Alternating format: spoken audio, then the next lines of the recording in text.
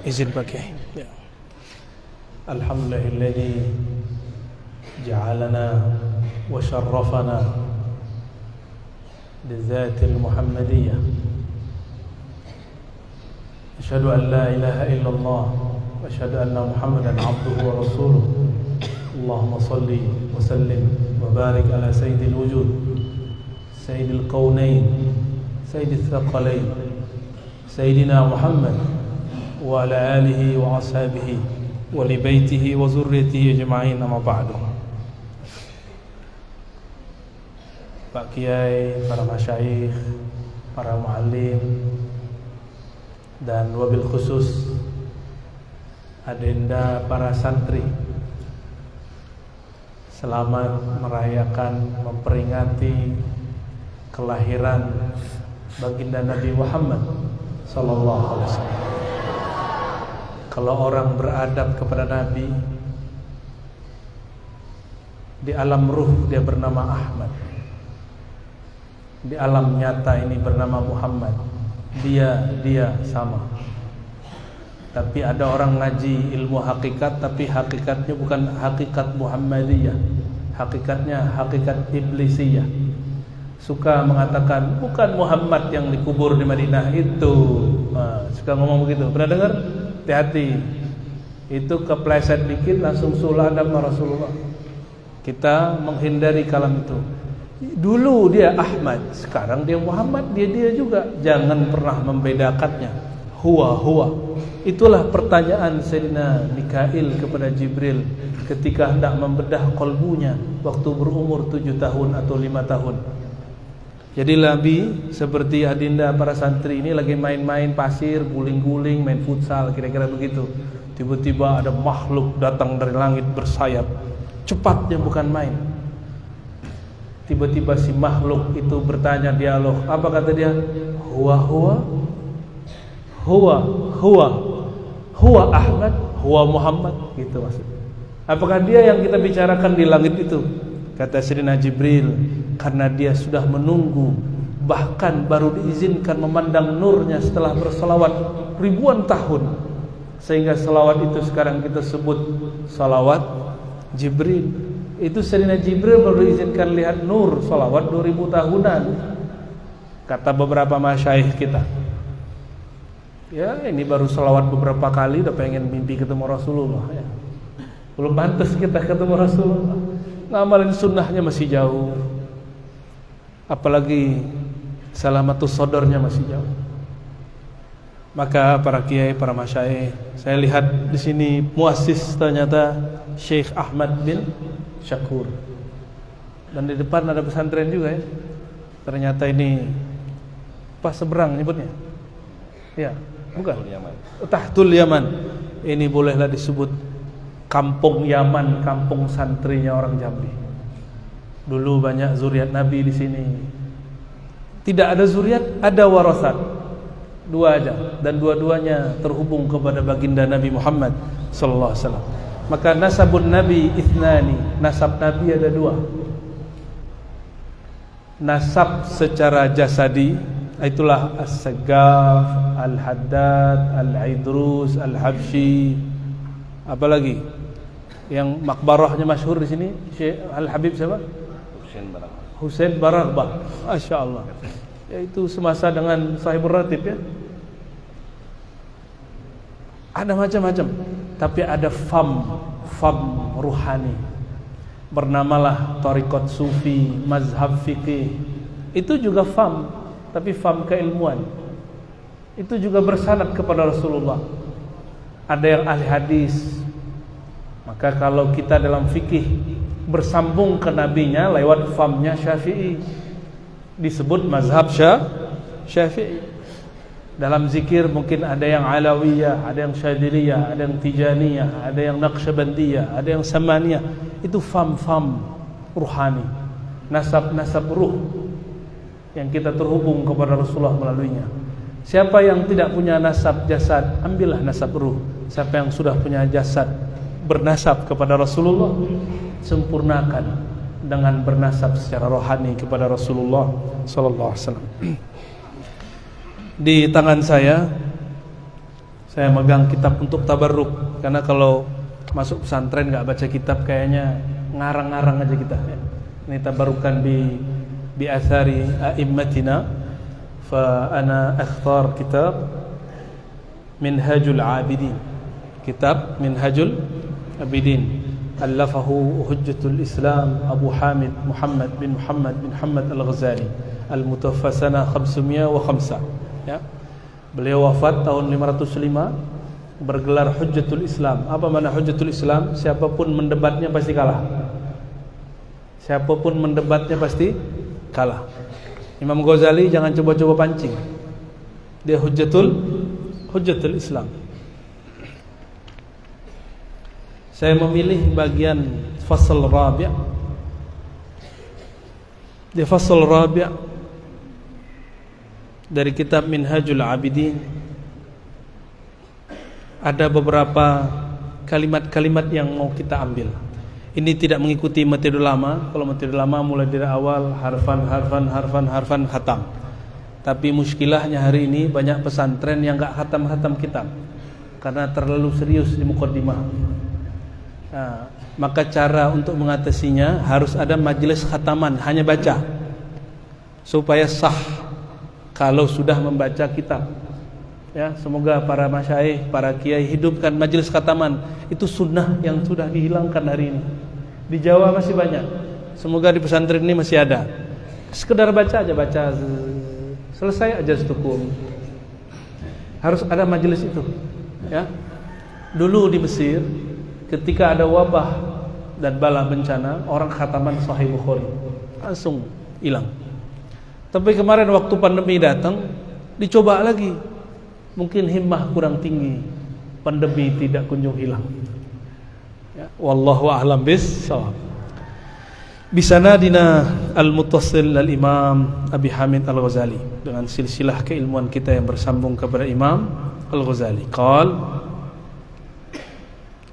al-fasl ar-rabi' al-qalb. Fasal yang keempat mengenai qalbu. Apa kata beliau? Thumma 'alaika bihifzihi wa islahihi wa husnil nazari fi dhalik wa badlil majhud fa innahu a'zamu hadhihi al-a'dha' khataran wa aktharuha atharan wa adaqquha amran wa ashaqquha islahan wa as'abuha halan. Maka hendaklah engkau sibuk menjaga qalbum bihifzihi wa islahihi, dan mengislahnya, memperbaikinya. Terus yang ketiga apa? Wa husnin nazari bidzalik, dan bagus-baguslah engkau, detaillah engkau memperhatikannya. Kita ini para ustadz ini, para kiai ini dulu kalau mau melamar wajahnya dibagus-baguskan dulu. Ya Pak Ustadz ya. Karena mau ketemu calon dan mertua, calon mertua. Kalau mau ceramah, kebetulan di jamaahnya ada jamaah muslimah, udah bagus-baguskan dulu wajahnya. Kenapa? Orang melihat wajah dan baju.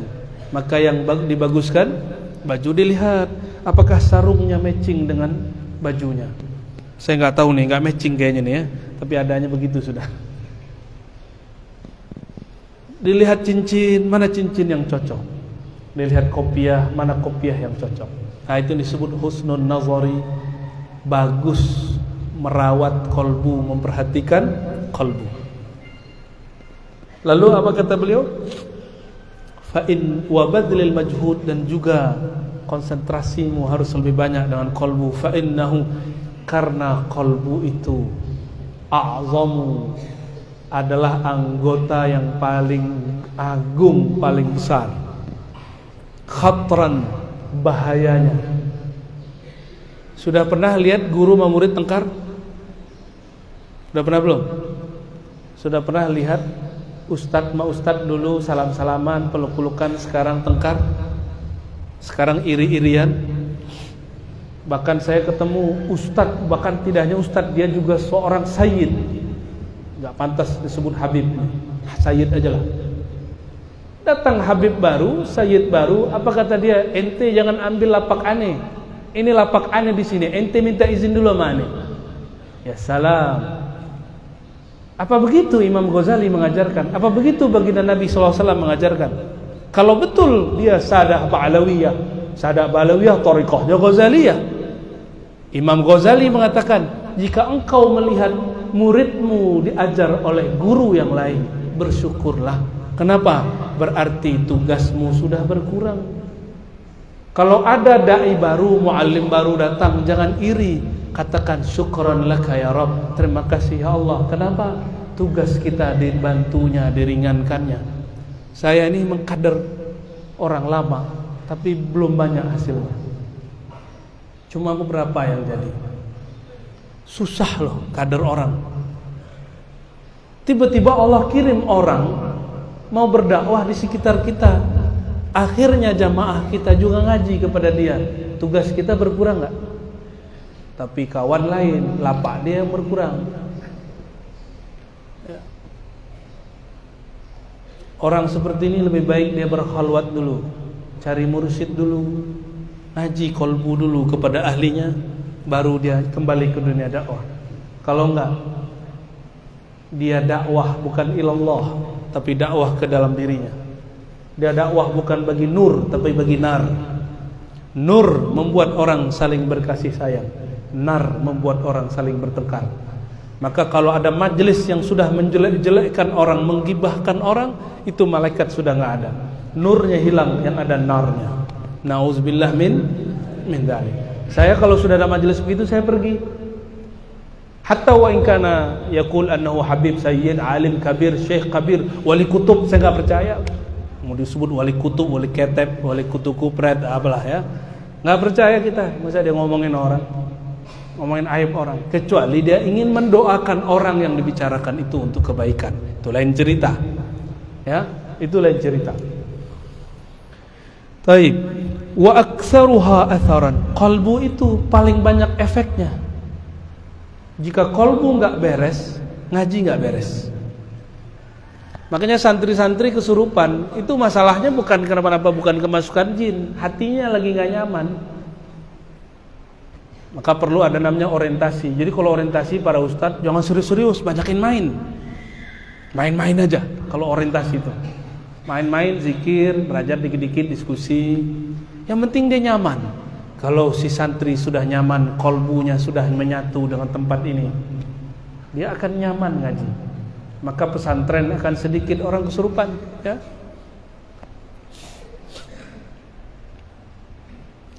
Wa azkur, kata beliau, ya. Cuma adaqquha amran wa asyaqquha islahan wa as'abuha halan. Hati ini paling sulit dibenerin. Karena ada orang mau mengislah kolbu tapi pakai ilmu yang bukan ilmu kolbu, tambah rusak. Ingin mengislah kolbu tapi memperdalam bahsul masail, enggak nyambung. Bahsul masail dalam bab fikih. Ya, fikih bahsul masail, kita cari-cari masalah. Tapi orang bahsul masail wajib bertasawuf. Kalau enggak nanti dia cari bahsul masail sama gurunya. Cari-cari masalah nanti sama orang lain yang enggak perlu dia cari masalah. Sehingga benarlah kata Imam Ghazali, ilmu itu tetap ada afatnya, afatul ilm, benar. Afatnya ilmu, aibnya ilmu.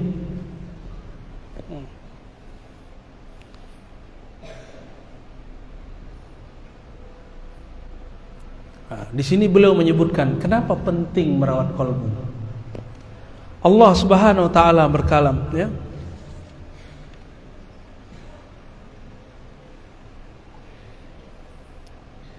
Ya'lamu kha'inatal a'yun wa ma tukhfis sudur. Ya Allah, Allah berbicara. Dialah yang mengetahui mata yang berkhianat. Jadi khianat itu ketahuan di mata. Bahaya nih. Bahaya Pak mata. Mata-mata tertentu bisa mengenal mata pengkhianat. Orang bermain mata, nah itu istilahnya. Bermain mata. Nah, hati-hati. Dulu di zaman Rasulullah para munafik itu main mata terus. Maka disebut Allah Maha mengetahui khainatal a'yun. khianatnya mata. Wa ma tukhfis sudur, dan apa yang disembunyikan di dalam qalbu, di dalam sudur, dada. Kalau Ar-Razi tidak tahu. Pak Kiai bisa baca isi hati santri Pak Kiai? Tak bisa Pak Kiai ya? Sama kita berarti. Buya bisa Buya? Bisa baca isi hati orang? Sepertinya belum tidur malam ini. Ya. Kita ini tidak sanggup mengakses ke dalam kolbu kecuali Allah bukakan kolbu ini. Kalau sudah bisa masuk ke dalam kolbu ini, baru bisa masuk ke kolbu orang. Kalau sudah bisa masuk ke alam akal, baru bisa masuk ke akal orang. Yang tahu isi kolbu siapa? Nah, kolbu ini dua aja. Ada sudurul mu'minin, ada sudurul munafiqin. Sudurul mu'minin kuburul anwar. Dadanya orang-orang beriman itu kuburan ma'rifat, kuburan ma'rifat, iman, zikir. Kuburannya, maksud kuburan itu tempat tersimpan. Lain dengan sudurul kafirin munafikin, ya. Maka disebutkan di bagian bawah, annal qalba khazanatu kulli jauharin lil abdi.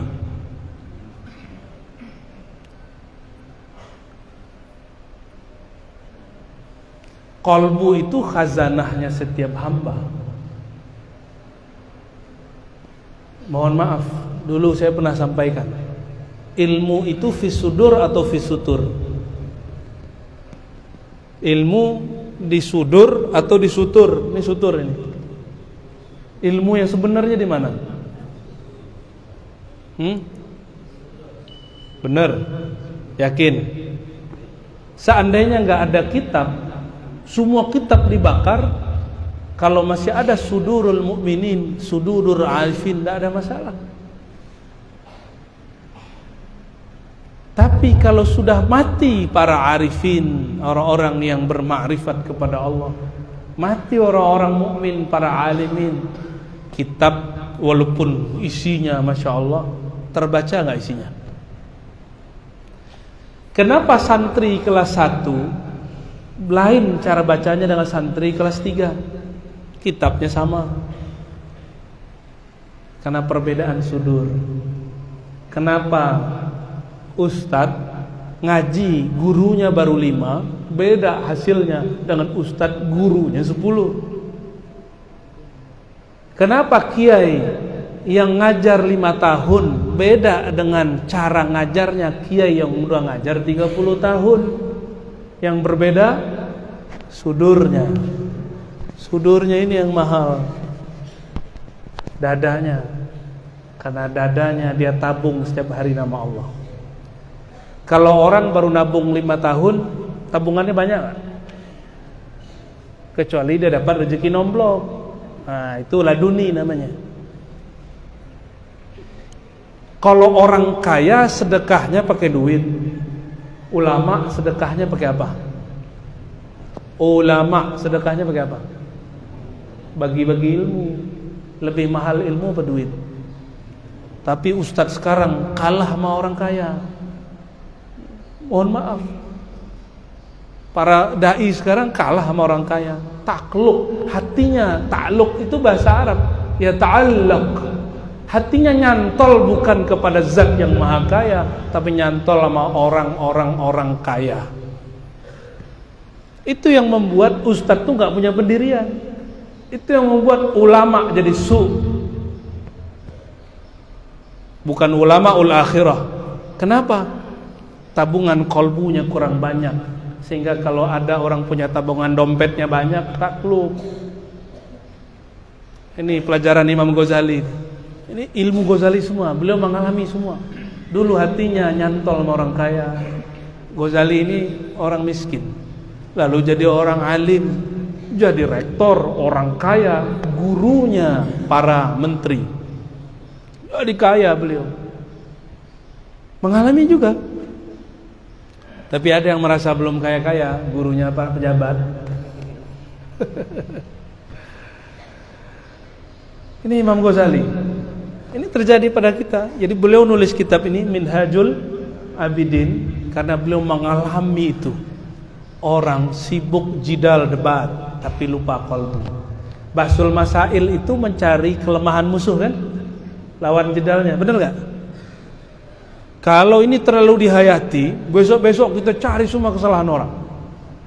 Oh, kalau di kampung saya dulu, jika ada guru baru, ustadz yang lama ngomong, kalian nih kalau bisa ngalahin ustadz baru tuh top. Diajarin muridnya hebat, tapi kurang ajar. Itu terjadi. Di Jambi nggak begitu kan? Ada guru baru nih, dibisikin sama ustadznya. Ente kalau bisa ngalahin dia debat, top, kasih kitab baru. Diajarin muridnya kurang ajar. Sebenarnya dia iri sama si ustadz. Maklum, kalau ada orang baru di pesantren, rame nggak orang ke dia? Rame. Tapi euforia baru itu sebentar. Yang akan tetap rame orang yang qalbunya rame bersama nama Allah, ilmullah. Nah, kembali yang tadi. Jika qalbu itu khazanah, qalbu itu banknya ilmu, qalbu itu berangkasnya ilmu. Jika di dalamnya kosong, ada nggak yang dia bagi? Nggak ada. Maka walaupun kitabnya sama, tapi jika qalbunya kaya, dia akan bisa menjelaskan yang tidak dijelaskan oleh orang yang qalbunya miskin. Nah, dengan apa kayanya qalbu? Kayanya qalbu dengan ilmu nama-nama Allah. Ilmu tentang nama-nama Allah. Sehingga nanti ada saat jika kita sakaratul maut, baca kitab sudah gak sempat. Kira-kira gimana? Nah, yang di dalam sudur ini yang keluar. Itulah makna isyari daripada surat Zalzalah. Nah, gimana bunyi ayatnya? Idza zulzilatil ardu zilzala. Jika bumi bergoncang. Di tubuh kita ada bumi enggak? Lengkap semua. Bumi isinya 4 unsur. Ada air, ada api, ada tanah, ada udara. Tubuh kita ada di saat orang sedang sakarat, zulzilat. Terus ayat berikutnya apa? Wa akhrajatil ardu. Inilah kenapa orang ada yang husnul khotimah, ada yang su'ul khotimah. Wa akhrajatil ardu, maka si bumi, si tubuh, si batang tubuh akan mengeluarkan bebannya, akan mengeluarkan. Jika di dalamnya gelap, keluarlah gelap. Jika di dalamnya ada hasad, keluarlah hasad. Jika di dalamnya busuk, keluarlah busuk. Jika dia suka jelek-jelekin orang dulu, gosipin orang terus, yang disebut surat Hujurat, orang yang menggosip terus kerjaannya, sama dengan makan bangkai. Itu nanti keluar kebusukannya setiap saat sampai dia mati. Itu orang sakarat. Jadi sakarat itu ada muqaddimahnya. Muqaddimah sakarat, dia kayak orang biasa. Orang alim kayak orang alim, kayak biasa. Tapi nanti wa akhrajatil ardu asqalaha. Apa yang jadi asqal? Satu kali maksiat, di sini langsung ju'ila fihi nuqtah sauda, maka di kolbu ada noda hitam. Benci 2 kali, noda hitam. 3 kali, noda hitam. Terus berapa kali noda di kolbu. Itu disebut asqal, beban. Dan ini akan keluar sebelum mati. Jadi jangan heran jika ada orang kayaknya alim, kayaknya soleh, tapi kok meninggalnya begitu. Cara Allah, wa akhrajatil ardu asqalaha. Ini tafsirnya sesat kan? Nah, itu namanya tafsir isyari. Tafsir isyari salah satu tafsir yang diakui dalam ilmu tafsir. Ya, imam-imam yang menulis kitab ini banyak. Ada Imam Kushairi. Sebelum Kushairi ada ahli hadis bernama Abu Abdurrahman As-Sulami, guru beliau. Judulnya Haqaiqut Tafsir. Tapi orang-orang yang kolbunya gelap bilang itu kufur, zindik. Biasa. Alih-alih kolbu ini dari dulu dituduh zindik, tapi dia tidak akan balas balik. Ya. Baik, kita baca sedikit lagi lah. Wah, terbang dia ya.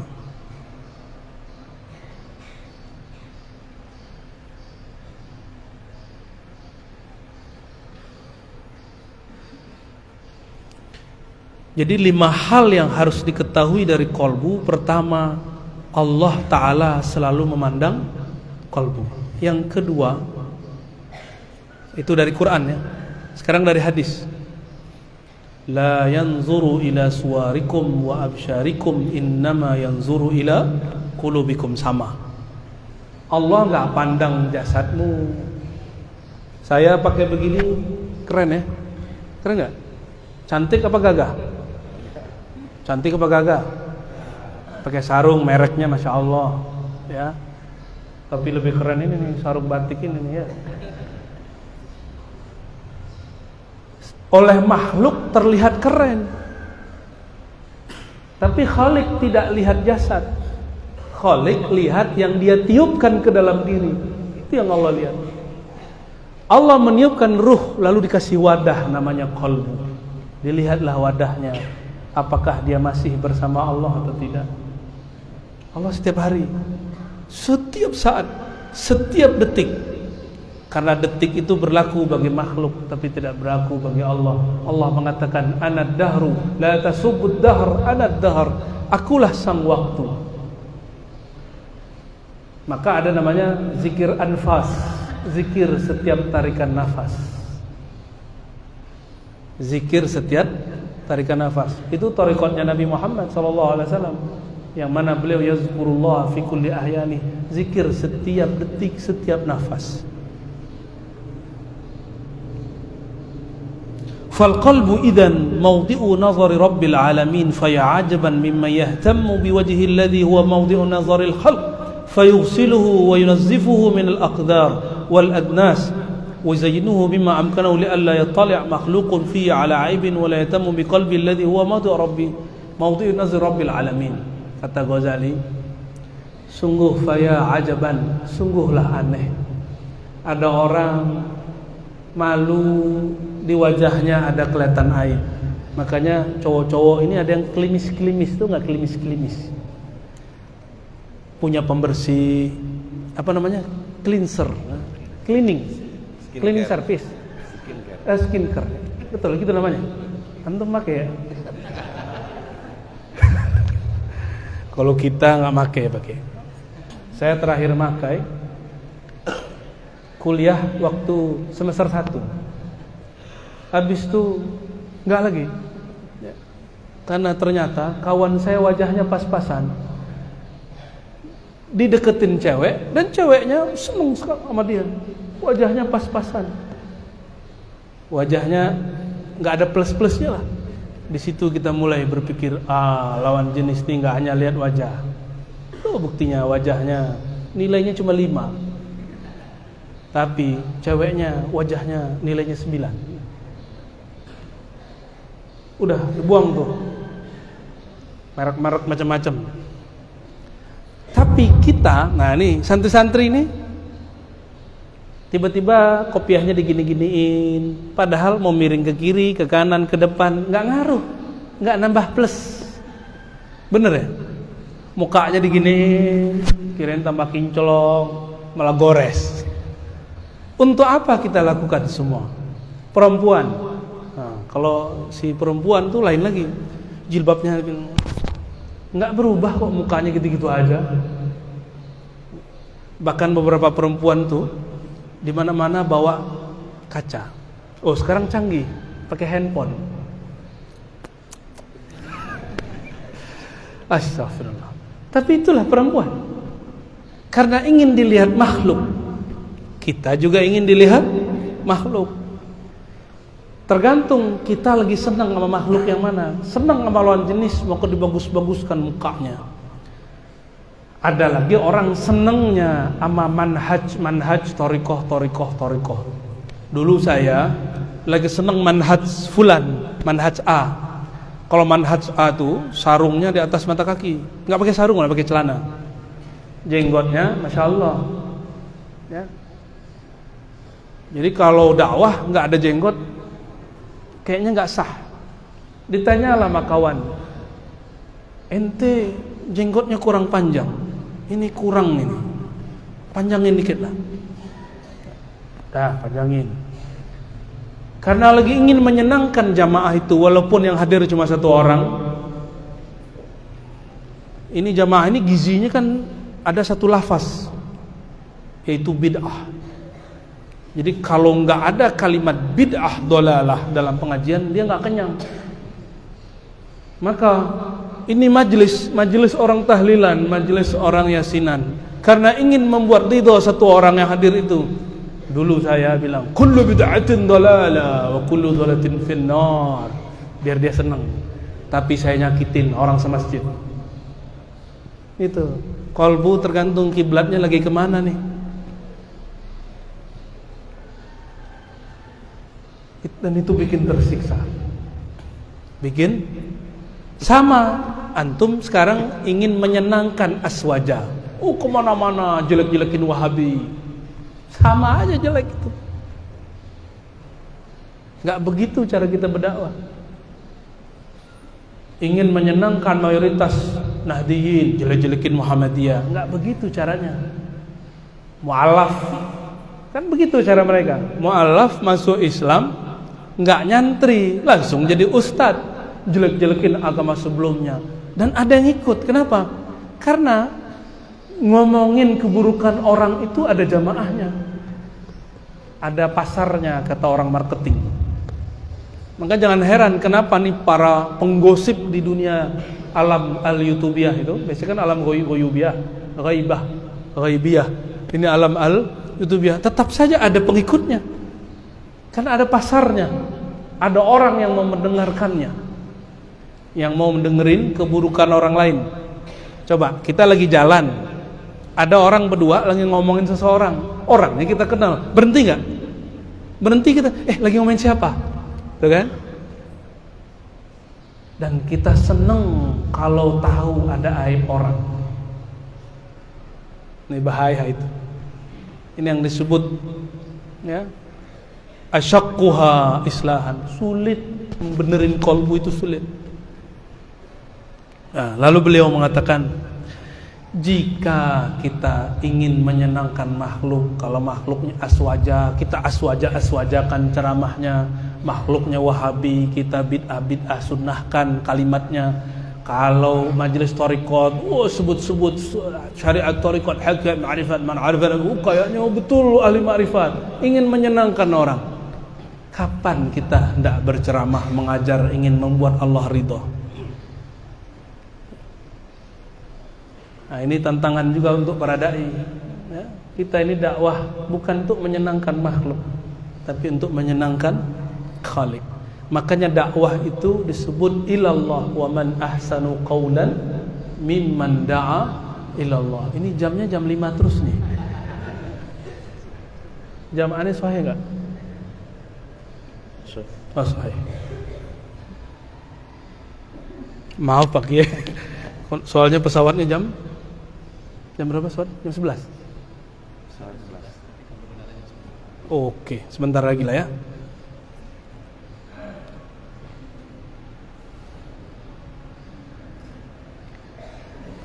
Yang ketiga, jadi tadi sudah paham bahwa kolbu itu kalau hendak menghadap kepada Allah, maka bagus-baguskan kolbu. Ya, Allah pencemburu nggak? Ini mohon maaf nih handphone, mohon maaf nih Kiai, Buya. Pernah WA-WA-an sama seseorang spesial, tapi bukan istri yang dihapus nggak habis itu? Kenapa? Takut nanti kalau dibuka ketahuan terus piring melayang. Bisa pecah ini. Ini ilustrasi. Mulai paham maksud saya? Di kolbu ada nama selain Allah. Berani nggak menghadap Allah? Maka sebelum masuk masjid jangan langsung masuk masjid. Diam sebentar saja. baca salam kepada Rasulullah. Itu cara menetralkannya. Walaupun hati belum bersih-bersih amat, semoga berkah salawat Allah mandikan kita dengan nur Nabi Muhammad SAW. Orang masuk masjid nggak baca salawat, itu ada yang mukanya kayak guguk, ada yang kayak kera, ada yang kayak monyet. Lengkap semua. Bahkan kadang-kadang yang khutbah mukanya lain, kita lihat. Yang suka nyalak-nyalak itu apa? Guguk. Ada orang naik mimbar nyalak-nyalak mulu. Orang tidur dimarahin. Orang lihat dia dimarahin. Orang telat masuk sholat 2 rakaat dimarahin. Semua orang malah dimarahin sama dia. Saya mau lihat dia merem yang kelihatan bukan manusia. Nah itu ngerinya kalau merem lagi khutbah tuh ya. Ya. Nggak kelihatan orang. Semoga halu ya. Ternyata dia bawa karakter. Dia masuk masjid dengan sama saya ustaz, saya kiai, saya khotib di sini. Dia bawa kesombongan itu masuk masjid. Padahal dia sedang masuk ke rumah Allah. Dia harusnya merendahkan dirinya di hadapan Allah. Ini saya duduk di atas karena disuruh Pak Kiai. Kalau enggak berani. Ya. Kalau belum di bawah, saya di bawah. Ya. Walaupun enggak kelihatan nama jamaah di belakang. Kalau kita pulang ke rumah, dulu nih Kiai El Buya ini, El Buya Margutin ini pernah lagi asyik-asyikan WA-WAan sama some girl, akhwat, atau muslimat, atau fatayat. Pas pulang dihapus. Kenapa? Tidak mau terlihat oleh kekasih yang ada di rumah. Begitulah menyikapi kolbu. Kalau mau masuk ke rumahnya, ingin berdiri di atas sajadah, bersihkan dulu, istighfarkan kolbu. Allah senang. Allah senang melihat orang istighfar. Astagfirullah ya Allah, aku belum khusyuk ya Allah, tapi ingin menghadapmu ya Allah. Dan itu Allah suka daripada orang yang merasa sok suci. Ya, bawa semua dosa kita kepada Allah, Allah bersihkan. Ya. Dan yang ketiga, al-qalb, annal qalba malikun muta' wa ra'isun muttaba' fal a'dha'u kulluha taba'un. Nah, jangan dibalik. Qalbu itu raja. Raja itu pengikut atau diikut? Pemimpin atau dipimpin? Maka seorang mu'alim, seorang muslim, seorang mukmin, idealnya dia mengikuti selera kolbu yang bening itu, bukan selera jamaah. Ya. Ada yang dakwah atas selera jamaah, nyenengin. Karena orang lagi ngomongin Sambo di mana-mana, khutbah nyebut nama Sambo. Dia nggak pernah merasa diomongin orang. Ente coba sekali aja di-quote sama orang, disebut namanya di Facebook, dijelek-jelekin, pasti sakit hati. Saya punya sahabat begitu, namanya disebut, nggak terima, langsung dia datangin orangnya. Itu baru disebut, yang nyebut baru satu. Gimana kalau yang nyebut se-Indonesia? Coba taruh badan kita di posisi dia. Kita nggak meridhoi perbuatan dia, tapi ngomongin orang lain dengan orang itu bermasalah itu lain. Itu berlainan ya. Sepesantren ngomongin buruknya kita, sekelas, gak usah sepesantren, di kelas. Nih adik-adik ini di kamar, di kelas diomongin sama teman sekelas, nyaman gak? Nih ingat-ingat kalian kalau nanti jadi ustadz, jangan pernah ngomongin pejabat ke, nyebut nama, jangan. Pejabat kah, siapakah, ustadz kah yang bermasalah di majelis secara terbuka. Kenapa? Itu terjemahan dari kolbu yang rusak. Karena al-lisan tarjuman ma fil fuad. Lisan ini terjemahan yang di dalam fuad. Ma kadzabal fuadu ma ra'a. Ini kaidah. Ma kadzabal fuadu ma ra'a. Ini jadi kaidah. Apa maksudnya? Apa yang di fuadmu engkau terjemahkan lewat lisanmu. Dan dia nggak pernah bohong. Dia nggak akan bohong. Di kolbunya A keluarnya A, kolbunya B keluarnya B. Kalau ketemu kiai Aswaja ngomongin poligami mulu, tapi nggak pernah ada yang poligami, pengen doang. Ketemu fulan ngomongin amplop mulu, bener gak ada teman begitu? Ngomongin amplop mulu, katanya ikhlas, sama ikhlas, tapi ngomongin amplop mulu. Berarti di kolbunya emplop. Betul-betul, aduh, ampun benar-benar. Kalau nggak merawat kolbu, langsung jadi dai. Apa kata pensyarah Al-Hikam Ibnu Abbad? Ya. Asy-syuhratu qabla al-kamal sammun qatilun. Nah, ini penutup dari saya. Mungkin nggak sempat sampai 5 sampai 6 ya. Masyhur, jadi guru, jadi mursyid, jadi kiai, jadi muallim sebelum kolbunya mateng. Sammun qatilun, itu adalah racun yang dapat membunuh. Yang dibunuh apa? Kolbunya. Maka nanti ada namanya kolbun mayyitun, kolbu yang mati. Nah, kita berdoa kepada Allah, semoga adanya guru-guru ini betul-betul mampu mendidik murid-murid kita. Maka kita nggak usah bangga-bangga. Ya, mohon maaf nih kalau para kiai hobi ngirim-ngirim anak kita lomba. Untuk syiar boleh, tapi ingatkan mereka ini hanya syiar, ini bukan akhir segala-galanya. Kalah oke, menang bagus. Ya. Jadi mereka tidak populer sebelum saatnya. Kalau sudah terkenal sebelum saatnya, apa yang terjadi? Dia gengsi mau belajar kemanapun. Ya. Nah, tapi kalau hati sudah bening, insya Allah mau terkenal nggak terkenal, berguru bukanlah pantangan. Semoga Allah merawat kolbu para guru kita dan membersihkan hati kita semua, dan menjadikan para santri ini menjadi tentara-tentaranya Allah, menjadi pewaris para ulama yang berdakwahnya nanti hanya karena Allah Ta'ala, cinta kepada Rasulullah. Amin ya Rabbal alamin. Barangkali itu yang dapat saya sampaikan, karena saya harus sampai sebelum jam 10 di sana. InsyaAllah di lain waktu kita bersilaturahim kembali. Dan mohon maaf para asatis, duduk lebih tinggi bukan berarti saya lebih alim. Mohon maaf para kiai jika menceramahi emang disuruh ceramah. Ya, semuanya Allah yang sempurna, Ar-Razi tidak sempurna. Kita kembalikan kesempurnaan kepada Allah.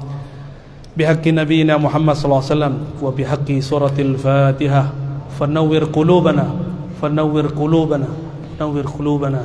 Amin ya rabbal alamin. Al-Fatihah. Bismillah.